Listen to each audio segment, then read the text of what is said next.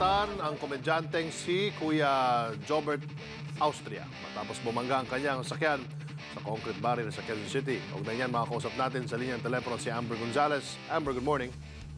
Good morning, Martin. Dinala na nga sa St. Luke's Medical Center ang komedyanteng si Kuya Jobert Austria. Yan ay matapos bumangga ang kanyang Nissan Zafiro sa concrete barrier sa kanto ng Araneta at Del Monte Avenue sa Quezon City.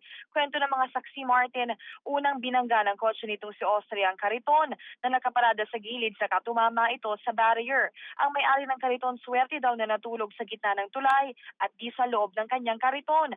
Isang oras ang inabot bago dumating yung ambulansya sa pinangyarihan ng insidente.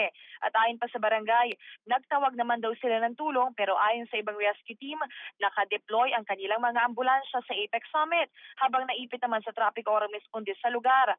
Dumating naman kanina, Martin, itong direktor na si Ramon Santos, kaibigan ng biktima at ayon sa kanya, galing sa taping ng isang programa si Austria. Kasama pa daw niya itong naghapunan bago maghiwalay bandang alas 12 ng madaling araw. Nahatak na ng tow truck, Martin, itong kotse ni Austria para nga di na makasagabal pa sa daloy ng mga sasakyan. Inaalam na ang sanhi ng insidente. Martin? Salamat, Amber Gonzalez. Be sure to come back. News 5 everywhere. Copyright 2015.